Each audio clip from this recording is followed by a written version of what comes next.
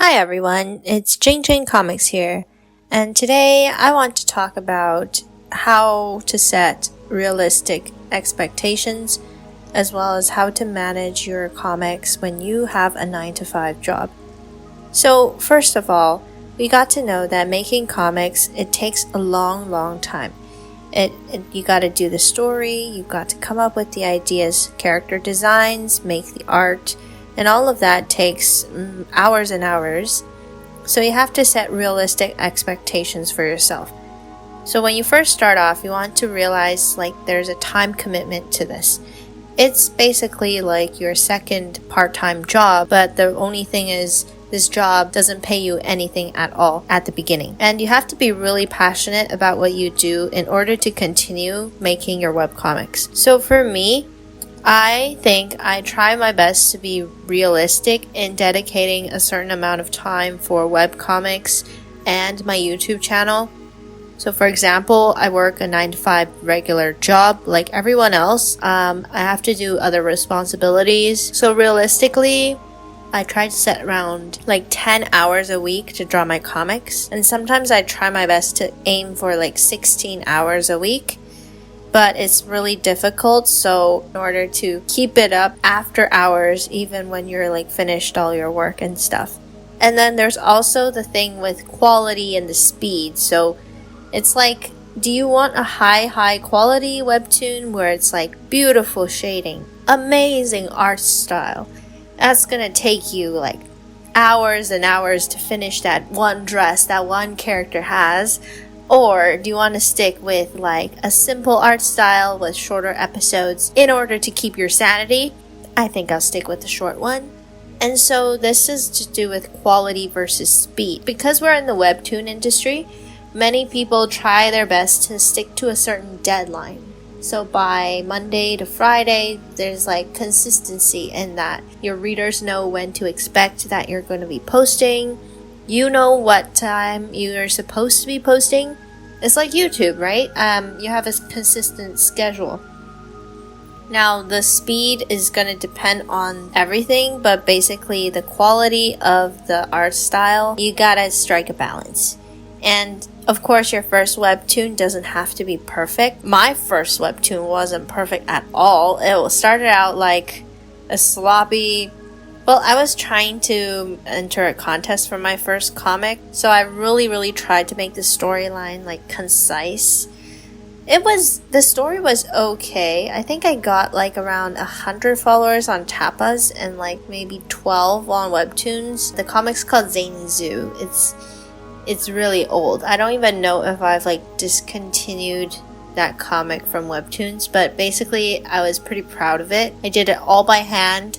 And I did it over a summer break because I was still a student back then, going into college. I think it was my first year before going into college, and I wanted to make something to show that I can actually do this for a living. And it wasn't perfect, but it doesn't have to be. It's better to finish it rather than making it flawless. So these are some realistic expectations you should set for yourself, especially around time management and scheduling. Another thing that you should add is to use maybe a batch work process. So if you're going to be sketching the pages, do it all in one sitting. Inking, do it all in one go, and then coloring, do it all in one go. This could work because it could increase your speed, could get you in the zone. But sometimes I find if I'm making my own webtoon, and I'm line arting constantly every single day, I'm gonna get really bored. So I kind of like to switch it up. If I feel I'm getting bored with the line art, I'm just gonna jump to something else in another part of the episode.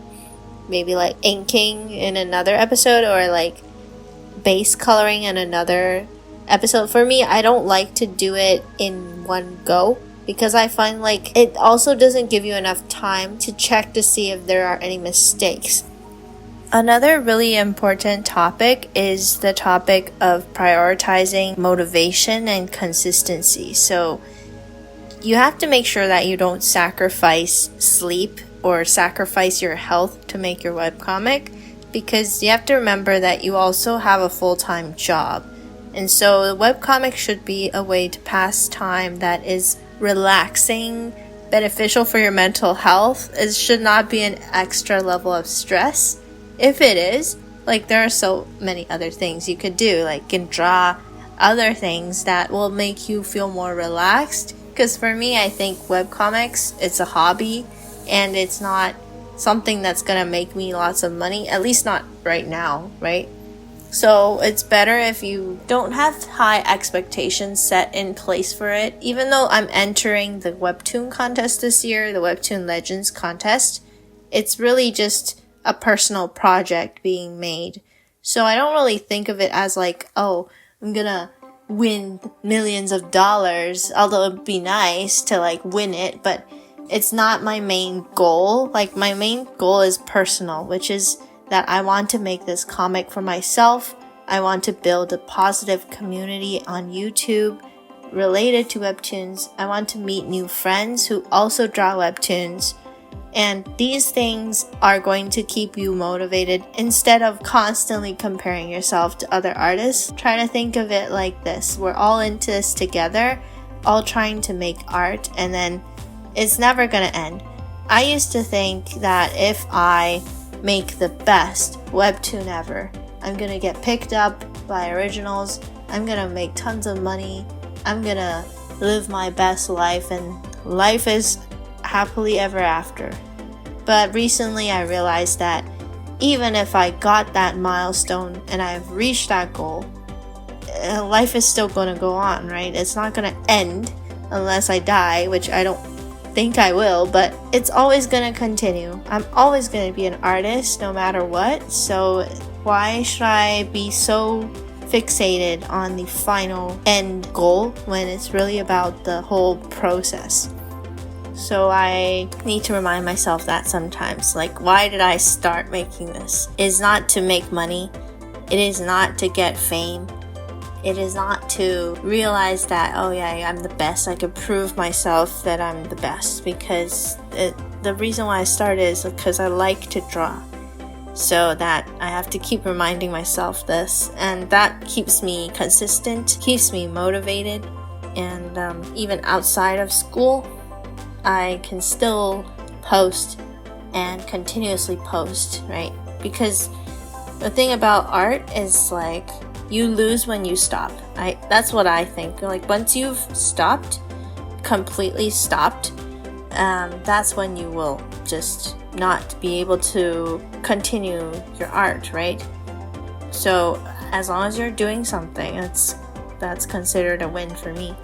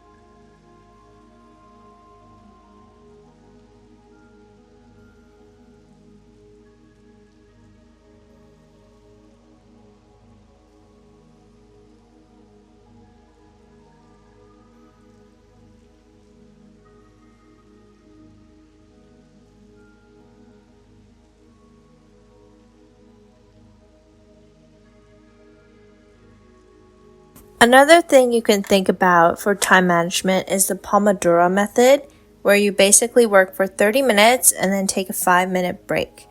Personally, I don't use this method too much because I like to get in the zone of things, and that usually takes me around 1 hour. And after that 1 hour, I take like a longer break, like a 15-minute break. Sometimes I even forget to take breaks, but that's like not very healthy for you. So make sure you do take some breaks.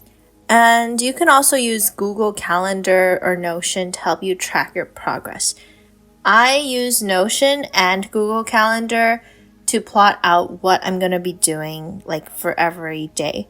So basically I have like a set amount of time to draw each day after work. Usually I'll just spend like from 6 to 9 p.m. I just draw, and then in between there's like small breaks you can take, and I try to keep it casual because it's not like I'm getting paid for this right now, so it's like whatever I can do in that time period, I will just do it. And that kind of helps you with not feeling burnt out. When I did my webcomic for Ashi Superhero and Oh Ashi, I got really burnt out because I felt like I had to make comics every single day in order to keep my audience entertained. And then at the end of the day, it just felt like another work that I had to do. So I got burnt out and I just gave up on that comic. So don't do that. Like, it's a marathon, not a sprint, right? So make sure you keep your energy levels high. Like on the weekends, maybe you can spend more time drawing or coming up with the concepts. And then on the weekdays, you can just render. And so you don't have to think. And it's good to have a set schedule and a set like sketch layer at the bottom so that you don't have to think when you're line arting. You know, when you line art, you're like, you gotta stop, redraw the final sketch kind of thing. I always do that, but it's better if you have all the problems figured out before you do the actual line art.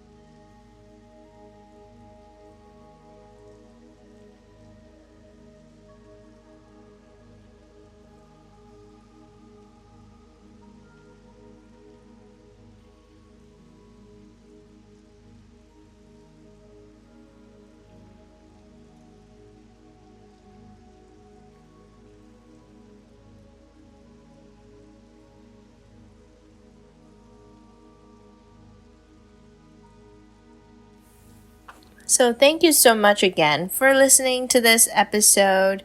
It's more of a rambling one, but I hope that it helps inspire you into making your own webtoon and keep you consistently posting on webtoons.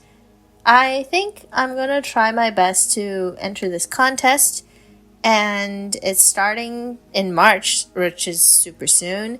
I'm trying to finish my first episode, but I'm sure I'll figure it out.